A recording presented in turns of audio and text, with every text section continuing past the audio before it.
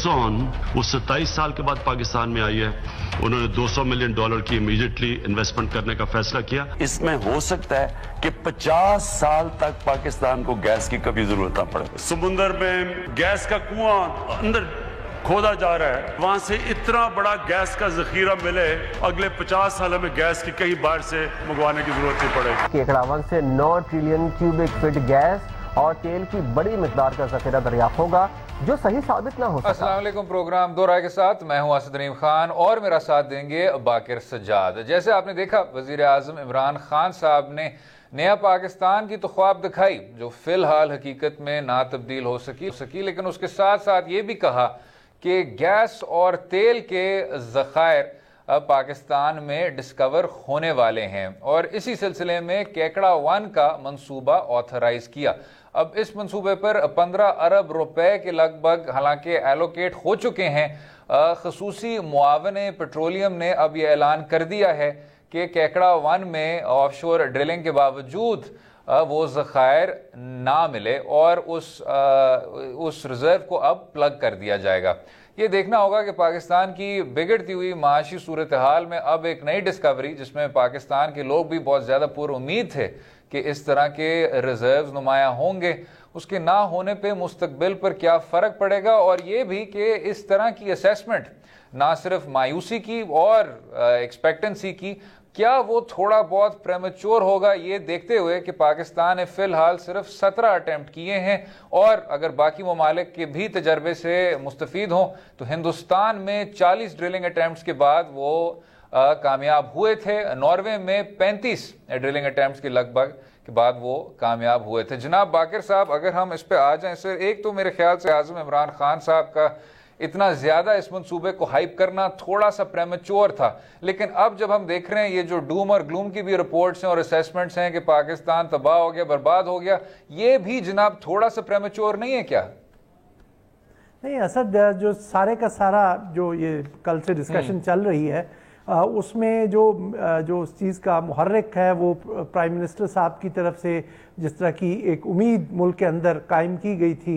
आपको याद होगा कि मार्च के वस्त में उन्होंने पूरे पाकिस्तान से जो चीदा सहाफ़ी हैं उनको इकट्ठा करके ये ऐलान किया था और यकीनन प्राइम मिनिस्टर को किसी ने ब्रीफ किया होगा कि जनाब हम इतनी बड़ी डिस्कवरी करने जा रहे हैं। वज़ीर आज़म ने जैकपॉट का शायद लफ्ज़ इस्तेमाल किया था कि हम तेल और गैस के ज़खायर का जैकपॉट हिट करने लगे हैं, कि हमें बहुत ज़्यादा ज़खायर मिलने लगे हैं। अब मेरा ये सवाल यहाँ पर, क्योंकि जैसे यह बहस है चल रही है, लोग तो इसको काफ़ी लाइटली जिसको डिस्कस कर रहे हैं। कई लोग कहते हैं कि खान साहब को अब अंदाज़ा हो गया होगा कि अवाम में से तेल निकालना आसान है बनिस्बत ज़मीन में से, और हम अभी भी उसी लीग में रहेंगे जो अवाम की तेल निकालते हैं, ना कि ऑयल प्रोड्यूसिंग कंट्री बन जाएंगे। लेकिन जो इसमें बहुत से सवालात उठते हैं वो मैं शायद आज उठाना चाहूँगा कि जनाब, जिससे मैंने पहले जिक्र किया कि जब प्राइम मिनिस्टर ने ये अनाउंसमेंट की तो उसकी बेसिस क्या थी? क्या प्राइम मिनिस्टर ने प्री मैच्योरली जाके सबके सामने ये अनाउंसमेंट कर दी, या उनको गलत एक ब्रीफिंग दी गई कि जनाब हम इस करीब पहुंच गए हैं कि इतनी बड़ी ज़ख़ीरे की डिस्कवरी होने जा रही है?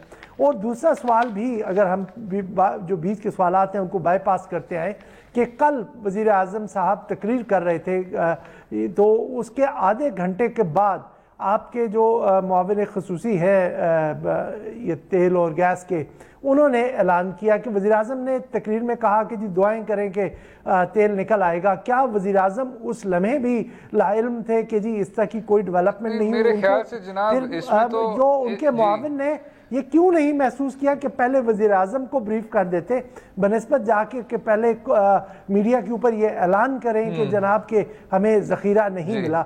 लेकिन इसके अलावा बहुत से टेक्निकी सवाल हैं। असद, आप क्वेश्चन करें? नहीं, हम उन तकनीकी सवाल पे भी आएंगे जनाब। मैं असल में बात ये करना चाह रहा हूँ कि इसमें कोई शक नहीं है कि आपने बार बार इस बयानी को दोहरा के कि पाकिस्तान में आपको यही ये इस तरह भी उन्होंने ऐलान भी किया था कि हमें ये ज़ख़ीरा मिल जाएगा। शौकत खानम के वो इवेंट पे भी उन्होंने यही बात की थी। इससे बिल्कुल ही लोगों के तवक्कुआत स्क्यू हो गए थे। लेकिन साथ में जनाब आपने पूछा कि जी ये किस तरह की एस्टिमेशंस हो रही थी, जो मंसूबा था क्या उसको रैशनलाइज नहीं किया जा सकता, कंसिडरिंग ये जो तमाम डेटा है वो इनकरेजिंग थी और ऐसे रिजर्व्स में 15% से ज्यादा जनाब आपकी कामयाबी का अमूमन चांस नहीं होता। 20% is actually considered high probability. नहीं, असल इसमें काफ़ी ज़्यादा अब जैसे कहा जा रहा है कि प्रोबेबिलिटी के आसार थे, तो वहाँ पर अब मुझे जो यहाँ पर जो मैं आपको वही मैं सवालात जो उठाना चाह रहा था उसमें से ये है कि आप आजकल इतनी बड़ी जब इन्वेस्टमेंट करने जा रहे हैं, कोई आप आंखें बंद करके तकरीबन $100 मिलियन या जिसको आप 14-15 अरब रुपए कह रहे हैं इसके मंसूबे पे लगा दिए, तो कोई आंखें बंद करके इसमें इन्वेस्ट नहीं कर देता कि या ये किसी के बिजनेस इंटरेस्ट था कि आपने वहाँ पर पैसे लगा दिए। आप वहाँ पर जहाँ पर आपकी प्रोबेबिलिटीज डिटरमिन होती हैं तो वहाँ पे सिस्मिक टेस्ट भी होते हैं, आजकल तो 3D टेस्ट होते हैं, तो यकीनन उनके नताइज भी आए होंगे। तो अभी क्योंकि इतनी बड़ी इस पर इन्वेस्टमेंट हुई है, इतना अखराजात हुए हैं, तो और इतनी वज़ीर-ए-आज़म ने हाइप भी क्रिएट की, तो ये मुनासिब होगा कि ऑयल मिनिस्ट्री अब आकर उन नताइज के बारे में भी कौम को आगाह करे। फिर उसके बाद जनाब कि जब एक ये बात हुई कि जिस वक्त वज़ीर-ए-आज़म ने ये ऐलान किया था मार्च में, तो कहते हैं कि जब ये ऑयल की ड्रिलिंग हो रही होती है तो एक किक मिलती है जनाब कि काफ़ी प्रेशर नीचे से निकलता है, तकरीबन 90 बार का कहते हैं कि प्रेशर निकला था वहाँ से। तो मैं ये पूछना चाहूँगा कि क्या वो इतना बड़ा प्रेशर निकलने के बाद क्या वहाँ पर ये वो क्या मिसहैंडल हुआ या उन्होंने वहाँ पर कोई उसकी वो क्या या रीडिंग्स गलत थी उनकी? कहते हैं कि जनाब ये पहले वर्टिकल ड्रिलिंग कर रहे थे, उसके बाद जनाब ये जाके हॉरिजॉन्टल पे चले गए, ये डायरेक्शनल हो गए कि वो उसको उन्होंने शायद बाईपास किया है। और यहाँ पर मुख्तलिफ किस्म की क्या आराइयाँ हो रही हैं उनके ऊपर भी मैं ये ऑयल मिनिस्ट्री का जवाब चाहूँगा, क्योंकि इतनी बड़ी जब आप वेंचर करने जा रहे हैं तो पाकिस्तान की एक्टिव इन्वॉल्वमेंट होनी चाहिए थी। उसमें कहा जाता है कि जी ड्रिलिंग शिप के ऊपर, ये मेरी इंडस्ट्री से इंफॉर्मेशन है कि जो ड्रिलिंग शिप थी उस पर कोई पाकिस्तानी मौजूद नहीं था कि वो ओवरसी कर सके कि जनाब ये लोग क्या कर रहे हैं। इसके अलावा वहाँ पर कहा जाता है कि कोई जियोफिजिस्ट या जियोलॉजिस्ट भी उस शिप के साथ नहीं था कि जनाब अगर आपको वहाँ पर पहले के जो आपके एस्टिमेशंस थी या आपकी फाइंडिंग्स थी उनके बरअक्स सूरत हाल का सामना था तो वो शायद उसके ऊपर अपना मशवरा दे सके। इसी तरह वहाँ पर कहते हैं कि जब ये लोग डायरेक्शनल गए हैं तो जो इन्होंने गायरो सर्वे किया है तो उसमें एक इनका होता है जी कि डायरेक्शन डिटरमिन करने के लिए एक सब होता है, वो इन्होंने रन नहीं किया। ये भी एक साहब वहाँ पर इस सर्वे में शामिल रहे, उनसे मुझे मालूम हुआ। तो ये चीज़ें हम किसी पे इल्ज़ाम लगाना नहीं चाहते, लेकिन चूंकि इतनी एक कौम को उम्मीद थी और इतनी इन्वेस्टमेंट हुई या अखराजात हुए, तो इसके बाद हम इस हक बजाने में कि हम इनसे सवालात पूछे कि ये चीज़ क्यों नहीं हो पाई। क्योंकि हम कोई खास माहिरीन के वो खुदाई के कोई खास माहिरीन नहीं हैं जनाब, ये भी थोड़ा सा शायद तसल्ली नहीं देनी चाहिए लोगों को कि अभी जो आपने देखा ग्लूम और डूम के परसेप्शंस आ रहे हैं कि पाकिस्तान में कोई इस तरह के आपको वसाइल नहीं मिलेंगे। Leaving aside the governments mismanagement जनाब, ये जो प्रोजेक्ट था ये सिर्फ था कि जी हाइड्रोकार्बन्स हम किसी तरह से ढूंढ लें इसी लेवल पे, सरफेस डेप्थ पे। इससे आगे भी अभी मंसूबा बहुत ज्यादा बाकी था। और जो आपके तमाम एक्सपर्ट्स हैं अभी जिनका आपने हवाला दिया कि उसमें बहुत ऐसे लोग थे जो नहीं थे उधर और उस वजह से आपको उस तरह की एक्सपर्टीज से आप फायदा ना उठा सके, उसको भी sir keeping that aside expert data आपकी यही है कि जी अभी भी थोड़ा ये प्रेमेच्योर है। आप ये नहीं कह सकते कि इस तरह के ज़खायर नहीं है। हाँ, ये जो मंसूबा है इस कुएं के हद तक आपको उसको प्लग करना होगा। जी असद, यहाँ पर वो जहाँ पे बात की ना कि जियोलॉजिस्ट नहीं था या पाकिस्तानियों की प्रेजेंस वहाँ पर होनी चाहिए थी ताकि उसको नहीं, लेकिन आपके रियासती जो अदारे हैं उनके नुमाइंदे नहीं थे क्या इस मंसूबे में इन्वॉल्व? नहीं जी, उस पर ड्रिलिंग शिप के ऊपर, ड्रिलिंग शिप पे टोटल फॉरेन क्रू था।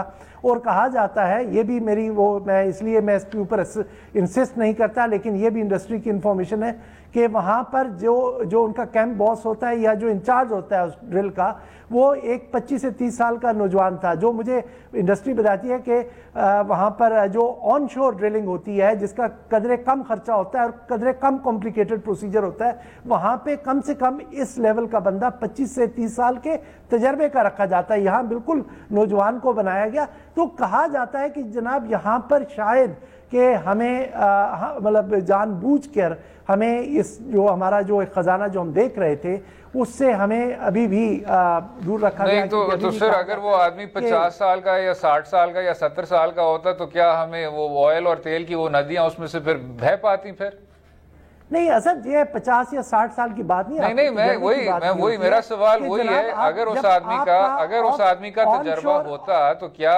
हमें हाइड्रोकार्बन्स मिल जाते? नहीं असद, ये बात है कि जनाब अगर आपका तजर्बा हो तो आप एक ऑपरेशन को बेहतर कंडक्ट कर सकते हैं। जो मैं चीज़ कहने की कोशिश कर रहा हूँ कि ऑनशोर ड्रिलिंग की कॉस्ट तकरीबन 60,000 से $1 लाख योमिया आती है, जबकि ऑफशोर की 2.5 लाख से $5 लाख योमिया आती है।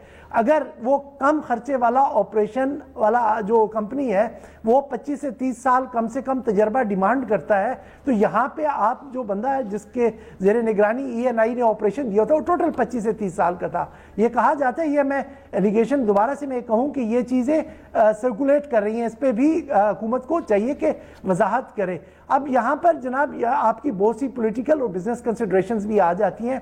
आपने ये जो कर रहे थे, जहाँ पर ऑफशोर ड्रिलिंग कर रहे थे, ये वही स्ट्रेटा है तकरीबन अबू धाबी, दुबई और ये इनके रीजन के इलाका है। तकरीबन कहा जाता है कि यहाँ की जो जियोलॉजी है ये काफ़ी हद तक मिलती जुलती है। तो आपका अगर वहाँ से रिजर्व निकलता तो जैसे खान साहब कहते हैं कि हमें तो कहीं से गैस इंपोर्ट करने की ज़रूरत नहीं पड़ती, तो हो सकता था कि ये LNG के जो आपके इंडस्ट्री है वो आपसे ख़तरा महसूस करते हुए ये नहीं चाहती हो कि आपके वहाँ ज़खायर निकले। तो आपको यहाँ पर जो मैं फ़कत ये चीज़ कह रहा हूँ कि जनाब आपको ये एक चीज़ हो चुकी, इसके बारे में ये कोई ऑर्डिनरी एक सिचुएशन नहीं थी, क्योंकि प्राइम मिनिस्टर ने जिस तरह का एक लेवल पे हाइप को ले गए, आपको एक पोस्ट ऑफ जो एक ऑडिट करना चाहिए कि क्या हुआ, कहाँ पर गलत हुआ, ताकि आइंदा भी। अब इस रिपोर्ट में भी कहा गया है कि जो वहाँ से इंडिकेटर्स मिले हैं वो बड़े हौसला अफजा हैं, तो इसका मतलब है कि आपने आइंदा भी वहीं पर या उसके दाएं बाएं जाके ड्रिलिंग करनी है, तो आपको ये चीज़ देखनी चाहिए कि क्या वो वजूहात नहीं। बिल्कुल ठीक जनाब, SOPs आपको तय करने चाहिए ताकि उस तरह की जो कोताहियाँ थी ऐसी कार्रवाई वो फिर से देखने को ना मिले। लेकिन जैसे आपने कहा कि कुछ जो डेटा है वो तसल्ली बख्श है, इसमें कोई शक नहीं कि वजीर आज़म इस मंसूबे को कम हाइप कर सकता था। लोगों के जो तवक्कुआत थे वो बहुत ही ज़्यादा मेरे ख्याल से एग्जैसरबेट हो गए थे। अगले हिस्से में बात करेंगे पाकिस्तान पीपल्स पार्टी और पाकिस्तान मुस्लिम लीग नवाज में क्या इत्तेहाद देखने को मिलेगा। जरदारी हाउस में सियासी बैठक जारी है, रहिएगा हमारे साथ।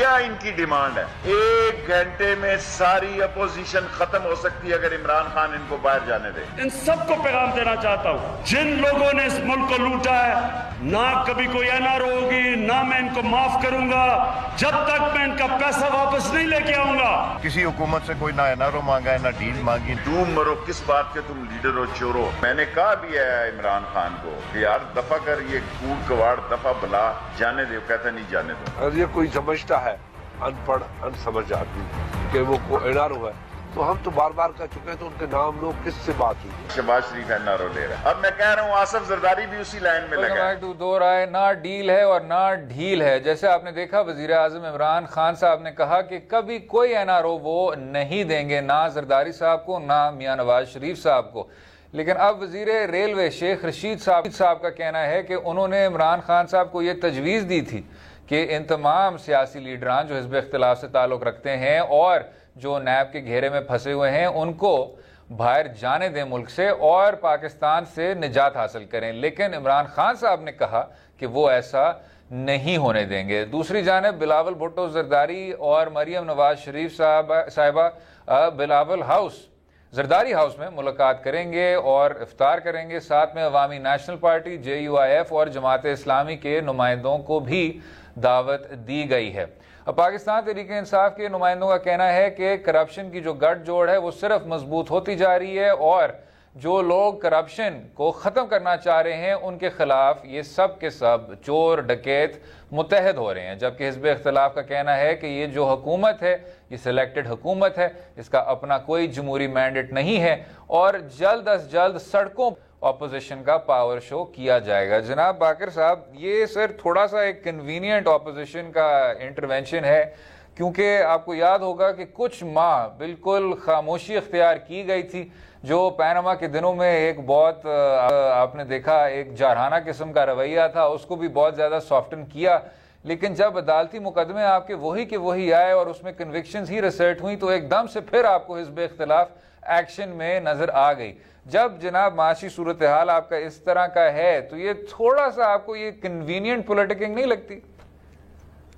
असद, जैसे हमने कल भी इसके ऊपर काफ़ी मुफस्सल गुफ्तगू की थी कि जनाब ये इनके पीछे क्या मुहर्रिकात हो सकते हैं कि ये दोबारा से इस वक्त इकट्ठे हो रहे हैं और इस सब चीज़ को वो जल्दी जल्दी आगे जिसे कहते हैं ना फास्ट ट्रैक करना चाह रहे हैं। जैसे आपको याद होगा कायरा साहब का बेटे की जो वफात हुई हादसे में, उसके बावजूद भी ये मीटिंग आज ही हुई।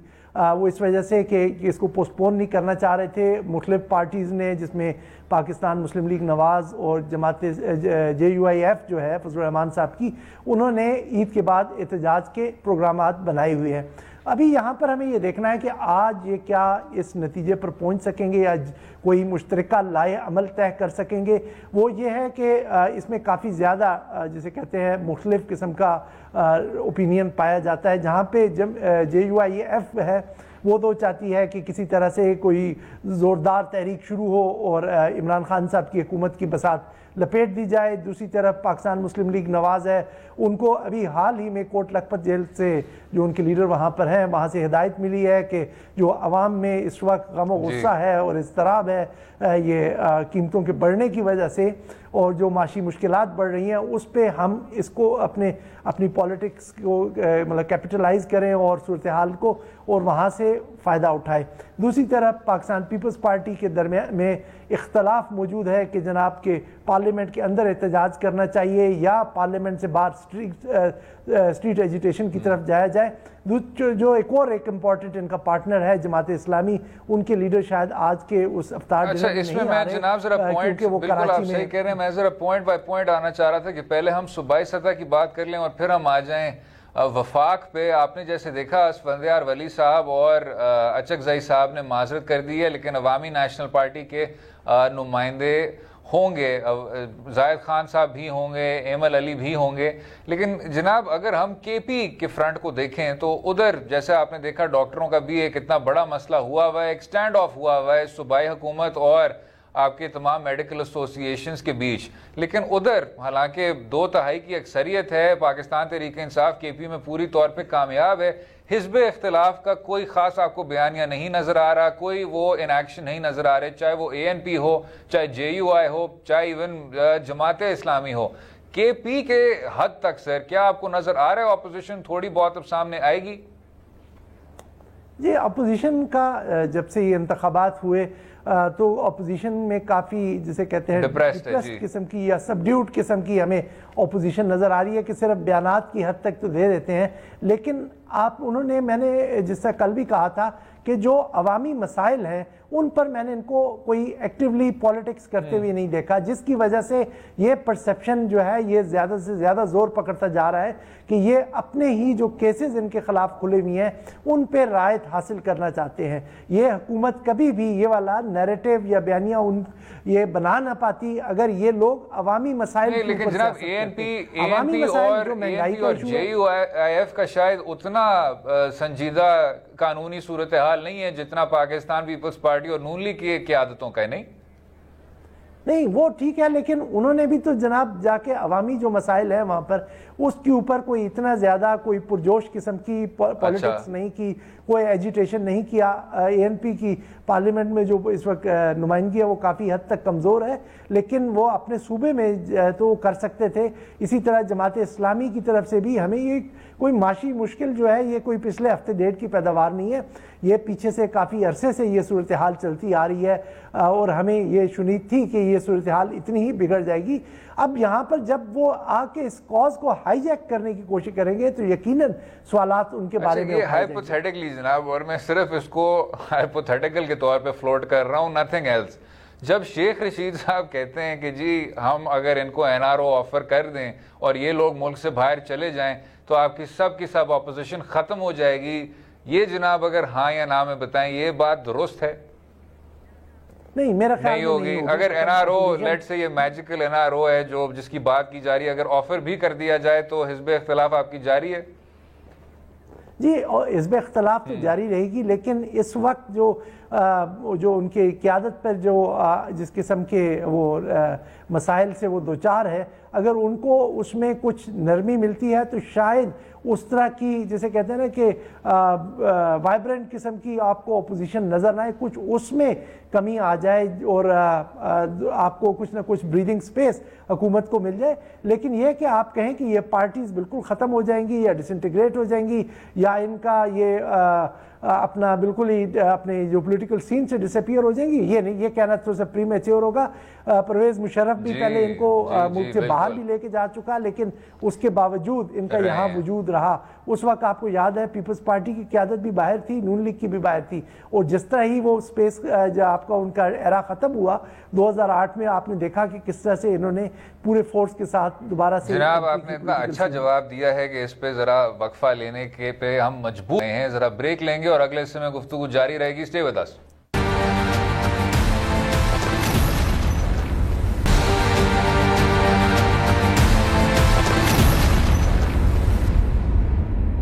Welcome back to Do Rai. पार्लिमानी जमहूरियत का हुस्न अक्सर ये माना जाता है कि हिज़्ब इख्तिलाफ हुकूमत वक्त को चेक में रख सकती है। जैसे अब हमने देखा पाकिस्तान तहरीक इंसाफ के 8 माह में सिर्फ और सिर्फ अवाम ने मुश्किलात का सामना किया और पीटीआई अपने मंशूर से भी इनहराफ करना शुरू हुई। जो शुरू हुआ नया पाकिस्तान के नारे से, अब बात की जा रही है कि लीडर वो होता है जो यू टर्न ले सकता है, चाहे मईशत के हवाले से हो, चाहे पॉलिसी के हवाले से हो, चाहे अपने अहम काबीना के ओहदों के हवाले से हो। पाकिस्तान तहरीक इंसाफ के जो कोर कारकुनान थे उनको खुद तब्दील कर दिया तब्दीली की जमात ने, और अब हमें हर जगह पाकिस्तान पीपल्स पार्टी और पाकिस्तान मुस्लिम लीग काफ के लीडरान नजर आते हैं। लेकिन इसका मुतबादिल क्या है? पाकिस्तान पीपल्स पार्टी और पाकिस्तान मुस्लिम लीग नवाज की क़यादतें जो अब सिर्फ और सिर्फ खानदानी बादशाहतों में तब्दील हो गई हैं। एक तरफ बिलावल भुट्टो जरदारी साहब हैं और दूसरी तरफ मरियम नवाज साहिबा। दोनों की जो जिंदगी भर की सबसे बड़ी कामयाबी है वो ये है कि उनके वालिद साहब कौन हैं। जनाब बाकर साहब, अब जब हम देख रहे हैं सर के जरदारी हाउस में इतनी बड़ी मीटिंग होने को जा रही है और उसमें जो एक्सपीरियंस है सर, चाहे आप चलें वो भी उनके भी वालिद साहब मुफ्ती महमूद साहब थे, लेकिन मौलाना फजलुर रहमान साहब हैं, अवामी नेशनल पार्टी के सीनियर लीडरान हैं, जमात इस्लामी के भी नुमाइंदे होंगे, मेरे ख्याल से सिराजुल हक साहब खुद नहीं जा पाएंगे।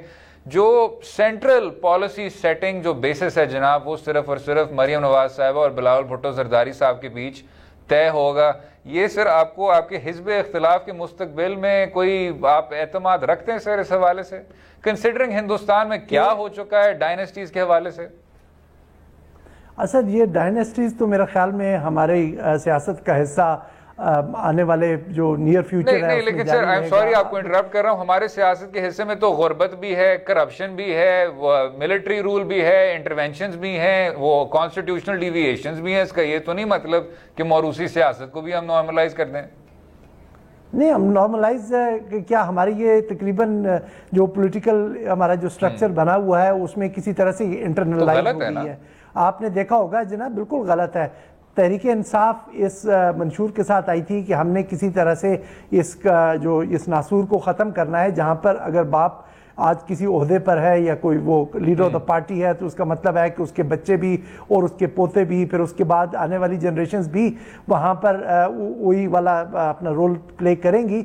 आपने ये खुद ही देख लिया। फिर उसके बाद पीटीआई में क्या हुआ, किसी जिस तरह के वहाँ पर, और ख़ास तौर पे ये मसला खैबर पख्तूनख्वा में काफ़ी ज़्यादा है, जहाँ पर जो MNAs के जो टिकट्स दिए गए तो उनके भाइयों को, भतीजों को, उनको ही फिर आगे भी बाई इलेक्शंस में भी नवाजा गया। तो ये चीज़ कोई पार्टी इससे बच नहीं सकी है। इसका मसला यहाँ पर यह है कि कुछ ख़ानदान इतने वेल इंट्रेंच्ड हैं सियासत में कि वो अपने आप को गैर महफूज महसूस करते हैं जब वो कोई डायनेस्टिक पॉलिटिक्स से बाहर की कोई सोच या उनको ऑप्शन दिखाया जाए।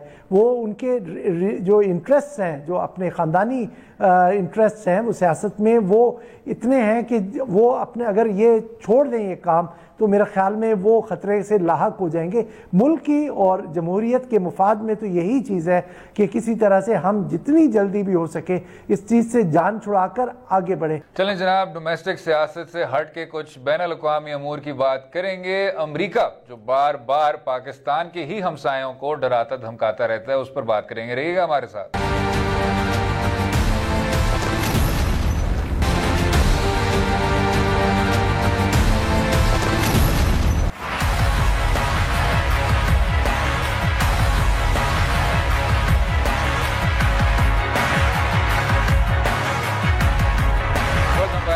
दो राय इस्लामी जमहूरिया ईरान के वजीर खारजा ने फरमाया है कि अमरीका और ईरान के बीच जंग के कोई इम्कानात नहीं हैं, और रियासत ईरान के नुमाइंदों ने यह भी कहा है कि यूएस सदर डोनाल्ड ट्रंप को भी कोई ख़ास डिज़ायर नहीं है कि वो जंग करे, लेकिन जो उनके इर्द गिर्द हैं और जो काबीना में जो उनके मुशीर हैं, मुआवन हैं, वो बार बार अमरीका को ईरान की तरफ धकेल रहे हैं और जंग की तरफ लेके जा रहे हैं। जनाब बाकर साहब, जब आप इस सिचुएशन को देखते हैं सर, तो ईरान का कहना है कि जंग के कोई ख़ास इम्कानात नहीं है, लेकिन उनको ये भी देख लेना चाहिए अमेरिका को, जिनके ग्राउंड फोर्सेस पहले से ही इतना ज़्यादा एग्जॉस्टेड हैं, जो इराक में भी हार चुके हैं और अफगानिस्तान में जल्द अज जल्द हारेंगे, कि ईरान एक बहुत ज़्यादा पेचीदा मुल्क है जनाब। अगर आप उस पर इस तरह की कार्रवाई करेंगे भी, और ख़ित्ते में भी अगर आप ईरान की अहमियत को ज़रा देखें, और मेरे ख्याल से रियासत पाकिस्तान को काफ़ी इन इन्फ्लुएंसेस से इख्तलाफ भी रहा है माजी में, चाहे वो हिज़्बुल्लाह की प्रॉक्सी हो, चाहे वो शाम में उनकी प्रॉक्सीज़ हों, चाहे बहरीन में जो वो लोगों को भी इंसाइट कर चुके हैं माजी में, और दीगर ममालिक में भी जो उनका इन्फ्लुएंस है। ये क्या अमेरिका के लिए अच्छा रहेगा, कंसिडरिंग वो मिडल ईस्ट में अपने इन्फ्लुएंस को इसी तरह बरकरार रखना चाह रहे हैं?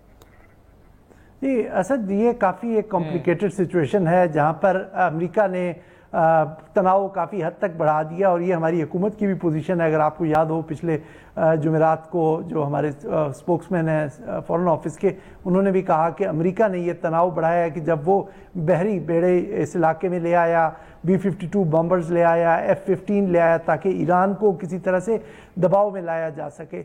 ये चीज़ अब अमेरिका ने तो एक तनाव बढ़ा दिया। दूसरी तरफ ईरान जो ये कह रहा है, ये कुछ मेरा ख्याल में ज़्यादा पुरुम्मीद किस्म की एक असेसमेंट है कि ये जंग नहीं होगी। अगर आप माजी में भी देखें, चाहे वो इराक की जंग से पहले था या सीरिया में, आपको याद होगा कि मेरी और आपकी काफ़ी गर्मा गर्म बहस हुई थी डोमा अटैक के ऊपर, जो बाद में भी गलत साबित हुआ।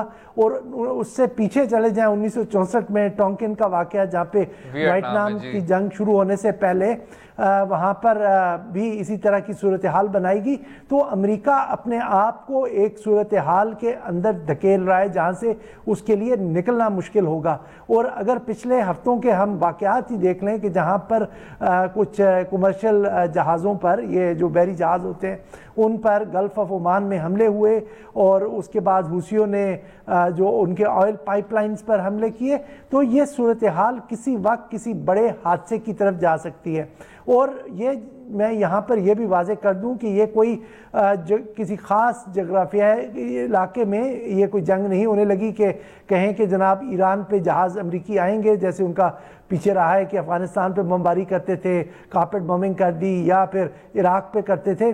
तो ये काफ़ी बड़ा एक वसी इलाका है जहाँ पर ये जंग होने जाएगी, कि ये लिवांट में इसराइल से वहाँ से शुरू होके ये अफ़गानिस्तान का जो ये पूरा इलाका जो है इसके दरमियान है, ये पूरे का पूरा जंग का मैदान फिर ये बन जाएगा, और यहाँ पर पूरा इलाका सफर करेगा। अगर किसी लोग तो यहाँ पर तो अफगानिस्तान की भी मिसाल सबके सामने, हालांकि आप सही फरमा रहे हैं, ये बिल्कुल मुख्तलिफ खित्ते हैं, लेकिन अफगानिस्तान के क्या इम्प्लिकेशंस नहीं हुए थे पूरे खित्ते पे। अगर आपने इराक का भी एग्जाम्पल देखना है जनाब, दाइश जैसी तंजीम कभी बन ही ना पाती अगर इराक पे हमला ना किया जाता, इराकी फौज को डिसबैंड ना किया जाता, और वही लोग फिर शाम में इस तरह मकबूल ना हो जाते। तो ये तमाम जो माजी के तजर्बे सर ये अपने सामने नहीं रखते। और दूसरा ये एक सोच का एक बहुत बड़ा मेरे ख्याल से मसला है रियासत अमेरिका के हवाले से। और वही वाली न्यू कंजर्वेटिज्म जनाब, वही घिसे पिटे लोग, जॉन बोल्टन जैसे मुशीरों को जब आप लगाते हैं और इतने अहम ओहदों पर आप रखते हैं, मेरे ख्याल से सर अगर आप माजी के भी जंग देख लें तो अगर डिक चेनी, डोनाल्ड रम्सफेल्ड जैसे मुशीर ना होते जॉर्ज बुश के पास तो शायद वो इराक तक नहा पहुंच पाते। उसके बाद तो अब उनकी किताबों ने, उनकी ऑटोबायोग्राफीज ने यह भी साबित कर दिया है कि शाम पे भी हमला करने के तमाम प्लान्स उन्होंने ड्रॉ अप कर लिए थे, लेकिन इराक और अफगानिस्तान में वो फंस गए थे। अब जॉन बोल्टन जैसा आदमी जो मेरे ख्याल से पिछले 10-15 साल से कह रहा है बार बार कि सबसे बड़ा आपका मसला ईरान है और बार बार इजरायली लाइन को टोक कर रहा है, और ये भी जनाब अजीब किस्म का पैरेलल है कि सबसे ज्यादा जिसने धकेला था अमेरिका को इराक की जंग में भी वो यही वजीर आजम था बेंयामीन नेतन्याहू, और उसके नताइज सबके सामने हैं। तो इसमें sir do you think wisdom will prevail? जी, मुझे इस वक्त थोड़ी सी जो सूरत हाल है थोड़ी सी इस वक्त मुख्तलिफ नज़र आ रही है कि वहाँ पर जब अमेरिका पहले हमला करता था तो उसके साथ उसके दीगर नेटो इत्तेहादी हुआ करते थे, जिनसे मेरी मुराद यूरोपियन एलाइज जो है उनके थे। इस दफ़ा अगर आप देखें कि पूरे का पूरा आपको यूरोप अलहदा खड़ा हुआ नज़र आ रहा है, वो कोई ज़्यादा इस वक्त कोई जिसे कहते हैं ना कि ज़्यादा एक्साइटेड नहीं है इस हमले के बारे में, और वो उसको अमेरिका को रोक रहा है एक तरह से कि इसमें पड़ेगा जनाब, कंसिडरिंग इराक में भी इंग्लिस्तान के अलावा अमेरिका के कोई अहम इत्तेहादी नहीं थे और ना वो उस जंग से इत्तेफाक करते थे। यहाँ पर इस दफ़ा थोड़ी सी एक और जो चीज़, अगर मैं ये यूरोप वाला अगर आपको आर्गूमेंट कन्विंस नहीं करता तो ट्रंप का ये है कि ट्रंप ने ये चीज़ की है इसलिए कि ईरान पर किसी तरह से माशी और फौजी दबाव बढ़ाया जाए, जो उसके ऑब्जेक्टिव्स हैं वो अचीव करने के लिए। जो ट्रंप है वो खुद ज़ाती तौर पर एक कारोबारी जहन का शख्स है, और वो पहले ही जो नुकसानात अमेरिका ने अफ़गानिस्तान में उठाए हैं या दीगर जंगों में उठाए हैं उनको अब वो बंद करना चाह रहा है, कंक्लूड करना चाह रहा है। वो किसी तरह से अफ़गानिस्तान से भी भागना चाह रहा है उसको सेटल डाउन किए बगैर। तो ऐसी सूरत हाल में ये एक असेसमेंट हो सकती है, शायद गलत भी हो, कि ट्रंप शायद जंग में जाने के लिए उतना ज़्यादा एंथुसियास्टिक ना हो, उसकी जो इर्द गिर्द लोग हैं वो उसको पुश कर रहे हैं। और यहाँ पर जो मुझे ज़्यादा खतरा नज़र आ रहा है, जिससे मैंने अभी भी कहा कि कोई हादसा इस पूरी सूरत हाल को न कर दे, जिससा कि टोंकिन के वाक़े में हुआ था कि वहाँ पर एक इनकी कन्फ्रंटेशन हुई जिसकी वजह से पूरी वो वियतनाम की जंग में दोबारा से उनकी इन्वॉल्वमेंट हो गई।